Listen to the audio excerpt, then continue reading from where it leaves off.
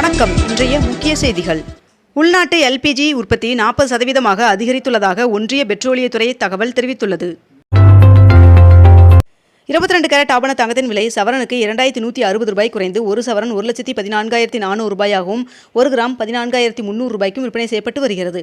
இதனைத் தொடர்ந்து 1 கிராம் வெள்ளியின் விலை கிராமிற்கு 10 ரூபாய் குறைந்து 1 கிராம் வெள்ளி 265 ரூபாய்க்கு விற்பனை செய்யப்பட்டு வருகிறது.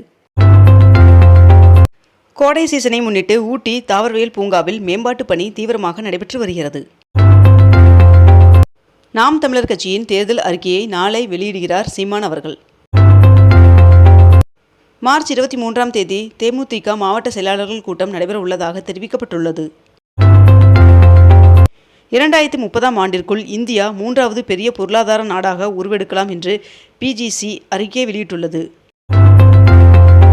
33,000 கோடியில் பாபியா திட்டத்தின் மூலம் நாடு முழுவதும் 100 தொழில் பூங்காக்களை அமைக்க மத்திய அமைச்சரவை ஒப்புதல் வழங்கியுள்ளதாக தகவல் வெளியாகியுள்ளது. இஸ்ரேலில் உள்ள ரயில் நிலையம் மீது ஈரான் தாக்குதல் நடத்தியது. மைசூர் அரண்மனையில் உகாதி சங்கீத விழா இன்று நடைபெற உள்ளது. சென்னை சென்ட்ரல் போடிநாயக்கனூர் விரைவு ரயில் இன்று முதல் வாரத்தில் 6 நாட்கள் இயக்கப்படும் என்று தெற்கு ரயில்வே அறிவித்துள்ளது. புதுவையில் தேர்தலை முன்னிட்டு மேற்குறிப்பிட்ட இந்த தேதிகளில் பட்டாசு விற்க மற்றும் தயாரிக்க தடை விதிக்கப்பட்டுள்ளது. இன்று யுகாதி பண்டிகை கொண்டாடப்பட உள்ளது. தொகுதி பங்கீடு குறித்து இறுதி செய்ய இன்று அதிமுக பாஜக கூட்டணி தலைவர்கள் பேச்சுவார்த்தை நடத்த உள்ளனர் என்று தகவல் வெளியாகியுள்ளது.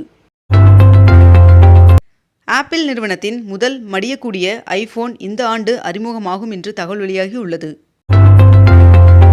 வருகின்ற மார்ச் 23ஆம் தேதி தேமுதிக மாவட்ட செயலாளர்கள் கூட்டம் நடைபெற உள்ளதாக தகவல் வெளியாகியுள்ளது. தமிழக வெற்றிக் கழகத்தின் தலைவரும் நடிகருமான விஜய் அவர்கள் மாமல்லபுரத்தில் நடைபெற்ற இஃப்தார் நோன்பு திறப்பு நிகழ்ச்சியில் பங்கேற்று சிறப்பித்தார். தேர்தல் பறக்கும் படையினரின் அதிரடி சோதனையில் இன்று வரை கணக்கில் வராத 42 கோடி ரூபாய் மதிப்புள்ள பணம் மற்றும் பொருட்கள் பறிமுதல் செய்யப்பட்டுள்ளன. திருவண்ணாமலையில் 53 ஐம்பொன் சிலைகள் தேர்தல் பறக்கும் படையிடம் சிக்கியது. திருச்சியில் வருகின்ற 22ஆம் தேதி சத்குருவின் காவேரி கூக்குரல் சார்பில் மழைநீர் சேகரிப்பு கருத்தரங்கம் நடைபெற உள்ளது. ரேஷன் கார்டுகளில் குடும்ப உறுப்பினர்களின் கைவிரல் ரேகையை பதிவு செய்ய மார்ச் 25ஆம் தேதி கடைசி நாள் என்று தெரிவிக்கப்பட்டுள்ளது. பூந்தமல்லி அருகே செம்பரம்பாக்கத்தில் பைக்கில் துணி சுற்றி கொண்டு செல்லப்பட்ட 27 லட்சம் பணம் தேர்தல் பறக்கும் படையினரால் பறிமுதல் செய்யப்பட்டது. ஹார்முஷ் ஜலசந்தியை கடந்து 46,500 மெட்ரிக் டன் சமையல் எரிவாயுவுடன் 2வது இந்திய கப்பல் குஜராத் துறைமுகத்திற்கு வந்தடைந்தது. விமானங்களில் 60% இருக்கைகளை தேர்வு செய்ய தனியாக கட்டணம் வசூலிக்கக்கூடாது என்று விமான போக்குவரத்து அமைச்சகம் உத்தரவிட்டுள்ளது. சட்டமன்ற தேர்தல் நடத்தை அமலில் உள்ளதால் கார்களில் கட்சிக் கொடிகளை அகற்ற வேண்டும் என்று தேர்தல் அதிகாரிகள் தெரிவித்துள்ளனர். அதிக முக்கியத்துவம் வாய்ந்த தபால்கள் அடுத்த நாளே செல்லும் வகையில் 24 விரைவு தபால் என்ற புதிய வசதியை இந்திய அஞ்சல் துறை அறிமுகப்படுத்தியுள்ளது. அமெரிக்காவின் நீர்மூழ்கி கப்பல் தாக்குதலில் உயிரிழந்த 84 மாலுமிகளின் புகைப்படங்களை ஈரான் வெளியிட்டுள்ளது. தமிழகத்தில் சட்டமன்ற தேர்தல் ஓட்டுப்பதிவு நாளில் சம்பளத்துடன் விடுமுறை வழங்கப்படும் என்று தேர்தல் ஆணையம் தெரிவித்துள்ளது. ஜிபே, போன்பே உள்ளிட்டவை மூலம் வாக்காளர்களுக்கு பணம் வழங்கப்பட்டால் உடனடியாக தேர்தல் அதிகாரிகளுக்கு தெரியப்படுத்த வேண்டும் என்று வங்கி ஊழியர்களுக்கு உத்தரவிடப்பட்டுள்ளது. வேலூர் மாவட்டத்தில் 40 பறக்கும் படை கண்காணிப்பு குழு வாகனங்களுக்கு ஜிபிஎஸ் கருவி பொருத்தப்பட்டுள்ளதாக தெரிவிக்கப்பட்டுள்ளது. பெட்ரோல் டீசல் விலையை உயர்த்தும் திட்டம் இல்லை என்று பெட்ரோலியத்துறை இணை செயலாளர் விளக்கமளித்துள்ளார். விருதுநகரில் உரிய ஆவணங்கள் இன்றி எடுத்து செல்லப்பட்ட 14 கோடி மதிப்பிலான நகைகள் பறிமுதல் செய்யப்பட்டுள்ளது. வீட்டு கேஸ் சிலிண்டர் இணைப்பு உள்ளவர்கள் விரைந்து KYC செயல்முறையை முடிக்க மத்திய அரசு உத்தரவிட்டுள்ளது.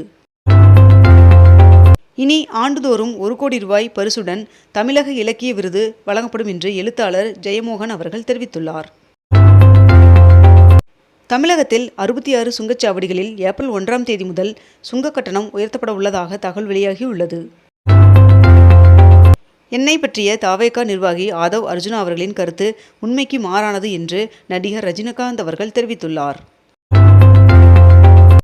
கேரள தேர்தலுக்கான 55 வேட்பாளர்கள் அடங்கிய முதல் பட்டியலை காங்கிரஸ் வெளியிட்டுள்ளது.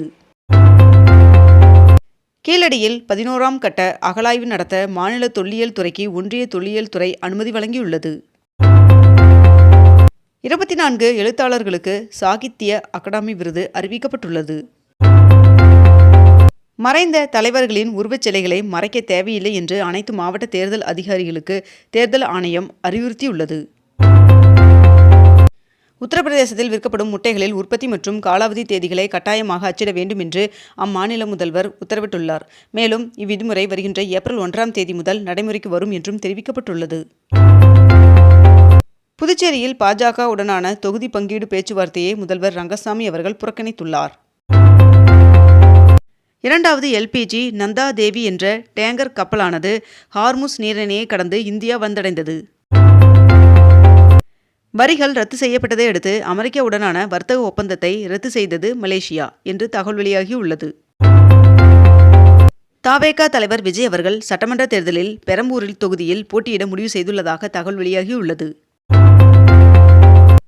திருநெல்வேலி மாவட்டத்தில் ஏப்ரல் 1ஆம் தேதி பங்குனி உத்தரத்தை முன்னிட்டு உள்ளூர் விடுமுறை அறிவிக்கப்பட்டுள்ளது. உலகின் மிக சிறந்த இடங்களின் பட்டியலில் இந்தியாவை சேர்ந்த மேற்கண்ட இந்த 4 இடங்கள் இடம் பிடித்துள்ளது. செஞ்சி அருகே 400 ஆண்டுகள் பழமை வாய்ந்த பாறை கல்வெட்டுகள் கண்டுபிடிக்கப்பட்டுள்ளது. வாக்காளர் பட்டியலில் பெயர் சேர்ப்பதற்கு மார்ச் 27ஆம் தேதி வரை விண்ணப்பிக்கலாம் என்று தெரிவிக்கப்பட்டுள்ளது. ரம்ஜான் மற்றும் நவராத்திரி பண்டிகையை ஒட்டி மார்ச் 19 மற்றும் 20 ஆகிய தேதிகளில் மாநிலங்களவை அமர்வுகள் நடைபெறாது என்று அறிவிக்கப்பட்டுள்ளது. எழுத்தாளர் தமிழ்ச்செல்வன் அவர்களுக்கு சாகித்ய அகாடமி விருது அறிவிக்கப்பட்டுள்ளது. டெல்லியில் காற்றின் தரம் மேம்பட்டதால் மாசு கட்டுப்பாட்டு தடைகள் நீக்கப்பட்டுள்ளதாக தகவல் வெளியாகியுள்ளது. தமிழகத்தில் மார்ச் 22ஆம் தேதி வரை லேசான மழை பெய்ய வாய்ப்புள்ளதாக வானிலை மையம் தகவல் தெரிவித்துள்ளது. தேர்தலில் வாக்களிக்கும் வாக்காளர்கள் வசதிக்காக 30 புதிய முயற்சிகளை தேர்தல் ஆணையம் அறிவித்துள்ளது. வருகின்ற ஜூன் 9ஆம் தேதி அன்று வெள்ளி மற்றும் வியாழன் ஆகிய 2 கோள்களையும் பூமியிலிருந்து பார்க்க முடியும் என்று தெரிவிக்கப்பட்டுள்ளது. ஆன்லைன் மூலமும் வேட்புமனு தாக்கல் செய்யலாம் என்று தலைமை தேர்தல் அதிகாரி தெரிவித்துள்ளார். மதுபான கொள்கை முறைகேடு வழக்கில் சிபிஐ தொடர்ந்த மேல்முறையீட்டு மனுவை வேறு நீதிபதிக்கு மாற்றக்கோரி முன்னாள் முதல்வர் அரவிந்த் கெஜ்ரிவால் அவர்கள் உச்சநீதிமன்றத்தில் மனு தாக்கல் செய்துள்ளார். 19வது ஐபிஎல் சீசன் வருகின்ற மார்ச் 28ஆம் தேதி தொடங்க உள்ளது.